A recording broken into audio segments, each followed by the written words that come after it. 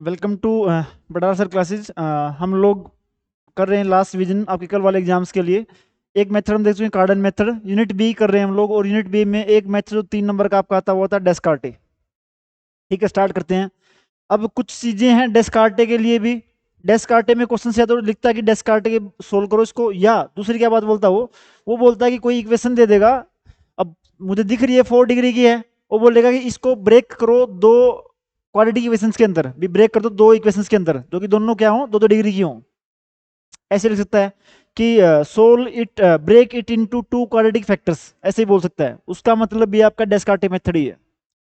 अब जो हमने कार्डन मेथड किया था उसमें भी क्या था कि आपकी जो सेकंड डिग्री टर्म नहीं थी। अब इस मेथड में सारी इक्वेशन 4 डिग्री की ही होंगी, सारी इक्वेशन 4 डिग्री की होंगी। और 4 डिग्री के बाद जो अगली टर्म कौन सी आती है, 3 डिग्री वाली, वो वाली टर्म इसके अंदर भी नहीं होगी। ये बात क्लियर है। अगर किसी क्वेश्चन के अंदर 3rd डिग्री वाली टर्म दी हुई है, दोबारा फिर मैंने वही बोला, सेकंड टर्म को रिमूव करने का फॉर्मूला हम इससे पिछली वाली क्लास में कर चुके हैं, उससे वो वाली टर्म रिमूव कर देना। ये बात क्लियर है यहां तक। अब करते हैं स्टार्ट। अगर नहीं दिया हो तो फिर तो ठीक है भाई, दो वाली हो सकती है, लेकिन अगर 4 के बाद 3 वाली नहीं होनी चाहिए इसके अंदर। ठीक है, कार्डन में 3 डिग्री वाले क्वेश्चंस थे, इसमें 4 डिग्री वाले हैं, तो 4 के बाद तो 3 है, 3 मुझे नहीं चाहिए। अगर 3 है तो रिमूव कर लूंगा उसको मैं। सारा पर्पज क्यों है ये। अब सोच के देखो कि ए एक्स की power 4 plus B x cube plus C x square plus D x plus E, ये 4 डिग्री की इक्वेशन है।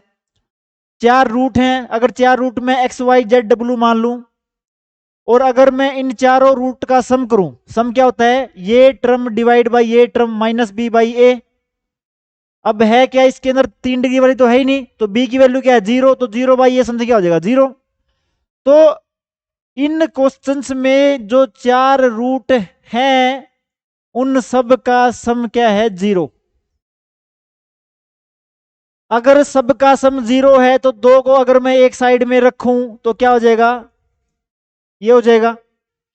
तो मैं ये बोल सकता हूं कि अगर 4 रूट हैं, चारों का सम 0 है, तो दो का सम 2 के माइनस के बराबर होगा। ठीक है, कि अगर इनका सम 2 है तो इनका -2 होगा, अगर इनका 3 है तो इनका -3 होगा, अगर इसका p है तो इसका क्या हो जाएगा, -p। तो अगर सम 0 था तो वहां से एक बात पता क्या चली मुझे, कि 2 रूट का सम बाकी 2 के माइनस के बराबर होगा। ठीक है, अब ब्रेक करते हैं इसको। मैंने लिख दिया इसको, इक्वेशन को, x की पावर 4 प्लस ये वाली टर्म नहीं दी हुई, प्लस ये वाली भी नहीं दी हुई, लिख ली मैंने, प्लस 12x दिया हुआ है -5।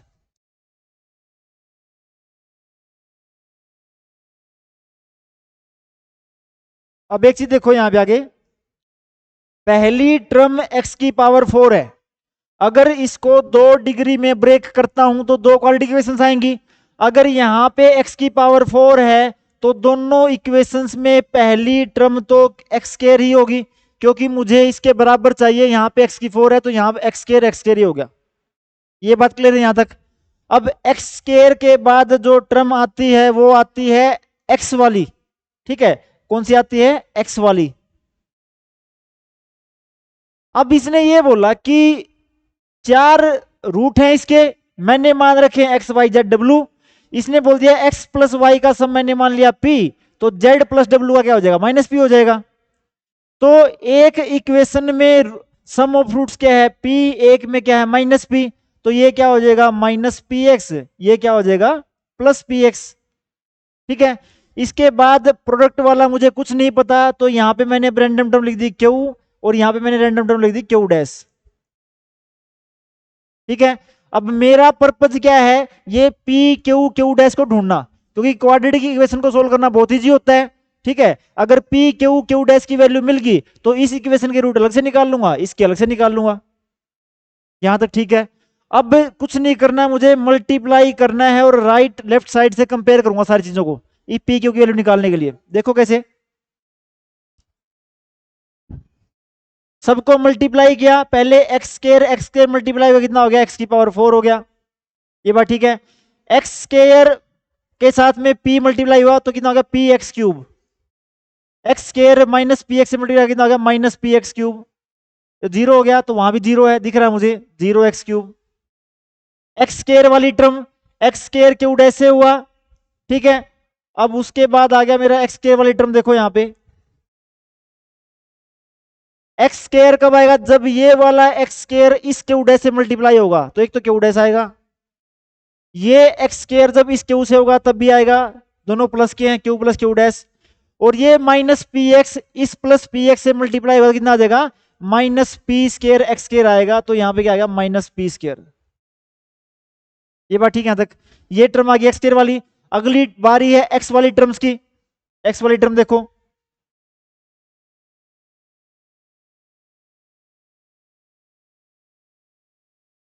एक्स वाली टर्म कब आएगी, जब ये पी एक्स इस क्यू से मल्टीप्लाई होगा और ये पी एक्स इससे मल्टीप्लाई होगा, ठीक है। माइनस पी एक्स मल्टीप्लाई हुआ क्यू डैश से, तो मेरा कितना आ गया माइनस का पी क्यू डैश, ठीक है। और ये पी एक्स मल्टीप्लाई हुआ क्यू से, तो कितना आ गया प्लस का पी क्यू। ये मेरी आ गई एक्स वाली टर्म, और लास्ट वाली टर्म है मेरी कांस्टेंट वाली, पी क्यू और क्यू डैश मल्टीप्लाई हो गया, तो क्या आ गया क्यू क्यू डैश। तो सबसे पहले तो मेरा काम क्या है, इनको खोल के लिखना है x four x cube x square x और कांस्टेंट की टर्म में। अब अगली बात क्या है, कंपेयर कर दो, एक्स की फोर यहाँ पे एक्स की फोर यहाँ पे, ठीक है। जीरो एक्स क्यूब यहाँ पे है, जीरो एक्स क्यूब यहाँ पे है, एक्स स्क्वायर के साथ में यहाँ पे क्या है Q plus Q dash minus P square, और यहाँ पे एक्स के साथ में कितना है तुम्हारा जीरो। फिर बारी आई एक्स वाली, एक्स के साथ में तुम्हारा ये वाला चीज रही, कितनी है minus P Q dash plus P Q, और एक्स के साथ में तुम्हारा यहां पे कितना है 12, और लास्ट वाला तुम्हारा कांस्टेंट है क्यू क्यू डैश, यहां पे कितना है माइनस का 5। तो सब में क्या करना है, ये तीन स्टेप करने, पहले मैंने कंपेयर करके स्केयर वाली टर्म एक्स वाली कांस्टेंट वाली कंपेयर करके लिख दो यहां पे आगे। ये बात ठीक है यहां तक। अब इसने बोला यहां से वैल्यू निकलेगी क्यू प्लस क्यू डैश की, इस पी स्केयर को उधर ले जाओ, तो क्यू प्लस क्यू डैश कितना आ गया मेरा पी स्केयर।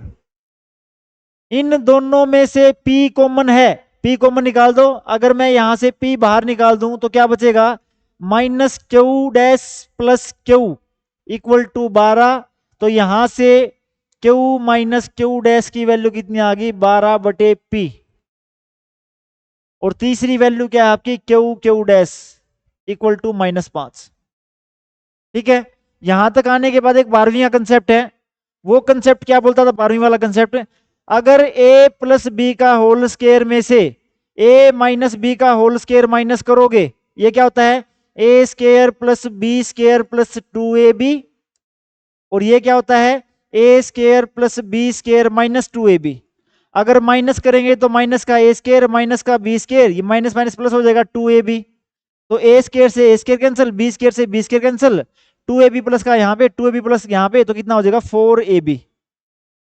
ये क्या है स्टैंडर्ड फॉर्मूला है, ये अप्लाई होगा यहाँ पे, एक सम दिया हुआ है एक प्रोडक्ट दिया हुआ है, तो मैंने अगर किया सोल्व तो क्या हो जाएगा क्यू प्लस क्यू डैश का whole square minus Q dash का होल स्क्वायर इक्वल टू कितना जाएगा 4 क्यू डैश, ठीक है। यहाँ पे इसकी वैल्यू भी गिवन है, इसकी वैल्यू भी गिवन है, इसकी वैल्यू भी गिवन है, डाल दो। इसकी value Q plus Q dash की है पी स्क्वायर, यहाँ पे कितना हो जाएगा पी स्क्वायर का square, Q minus Q dash की वैल्यू है 12 बाई पी का स्क्वायर, और -5 है मेरी क्यू क्यू डैश की, यहाँ पे 4 तो कितना देगा -20। यहां तक आने के बाद सारी इक्वेशन है पी स्क्वायर में। अब इसने ये बोला है कि मैंने क्या करना है, इस स्टेप पे आने के बाद मैंने पी स्क्वायर या पी की हिट एंड ट्रायल से वैल्यू डालनी है, ठीक है। हिट एंड ट्रायल में किसी चीज का स्क्वायर 1 से स्टार्ट होकर 1 हो सकता है, या 2 का, अगर P2 है तो स्क्वायर कितना देगा 4, अगर P3 है तो स्क्वायर कितना हो जाएगा 9, और अगर P4 है स्क्वायर कितना हो जाएगा 16। जितने भी क्वेश्चंस हैं मैक्सिमम में यहां तक सेटिस्फाई कर जाएगी वैल्यू उसकी।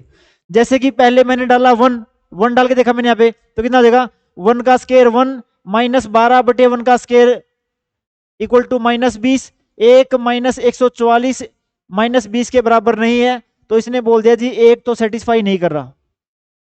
उसके बाद मतलब P2 डालो, यहाँ पे 2 डाल के देखा मैंने, इसके अंदर 2 का स्क्वायर 4 का स्क्वायर कितना हो गया आपका 16, ठीक है, -12/2, 6, 6 का स्क्वायर कितना हो गया आपका 36, और इक्वल टू कितना हो गया -20, 16 में 36 गया -20 इक्वल टू -20, सेटिस्फाई कर रहा है। इसका मतलब इसने बोला जी P equal to 2 hit and trial से इक्वेशन को सेटिस्फाई कर रहा है। तो मुझे यहां से P की वैल्यू मिल गई, ठीक है। अगर P की वैल्यू मिल गई तो इन इक्वेशंस के अंदर पुट करके Q और Q डैश की मिल जाएगी। करो उसको। मुझे क्या दिया हुआ है, Q plus Q dash equal to P square, तो Q plus Q dash P का कितना होगा 4, Q minus Q dash equal to 12/P है, कितना हो जाएगा 12/2 6। इन दो इक्वेशन से सोल्व कर लूंगा Q Q डैश की वैल्यू निकालने के लिए।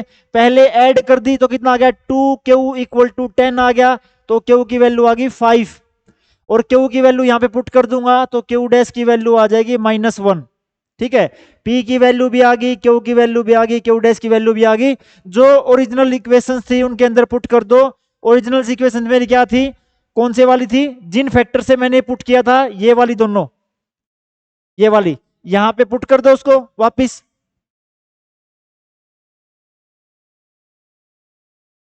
तो मेरे पास इक्वेशन क्या थी, x square minus P x है, पी की वैल्यू आई है मेरी, कितनी आई है, पी की वैल्यू आई है जी यहां से 2, तो क्या हो गया x square minus 2x plus Q की वैल्यू मेरे पास कितनी आई है 5 प्लस का 5, और दूसरे वाला x square plus P x, और क्यू डैश की वैल्यू मेरे पास आई है -1। ये बात ठीक है यहां तक। तो एक इक्वेशन मेरे पास ये आ गई, एक ये आ गई, इन दोनों को सोल्व कर लूंगा, रूट निकाल लूंगा। अगर क्वेश्चन में ये लिखा हुआ है कि उनको ब्रेक करो क्वाड्रेटिक फैक्टर्स में, तो यहाँ पे क्वेश्चन रुक जाएगा। अगर उसने लिखा हुआ है कि सोल्व द क्वेश्चंस, तो फिर इन दोनों क्वेश्चंस, इन दोनों इक्वेशंस को सोल्व कर लोगे, दो रूट यहाँ से आ जाएंगे, दो रूट यहाँ से आ जाएंगे, और यही मेरा क्या हो जाएगा, आंसर हो जाएगा। तो ये आपका डेस्कार्टे मेथड है। सारे क्वेश्चंस में सेम स्टेप्स हैं। आपने क्या करना है कि 2-3 क्वेश्चंस उठाओ, ठीक है, एक उठाओ क्यूब वाला जिसमें क्यूब रिमूव करना हो, और ये रूट्स निकाल के बिना देखे अपने ट्राई कर लो। अगर आपका निकल गया, पेपर में इन क्वेश्चंस, इन मेथड से 100% क्वेश्चंस हमेशा आता है आपका। डेस्कार्टे से भी आएगा, कार्डन से भी आएगा, फेरारी से भी आएगा, न्यूटन वाला भी आएगा। तो ये मेथड है उसका, ये उसका बेसिक्स है। इससे क्वेश्चंस ट्राई कर लो, प्रैक्टिस कर लो, अपना हो जाएगा। अगर ये क्लास अच्छी लग रही है आपको, या फ्री में मिल रही है आपको, ठीक है, वरना नहीं मिलती फ्री में, तो चैनल को सब्सक्राइब कर दीजिए। धन्यवाद।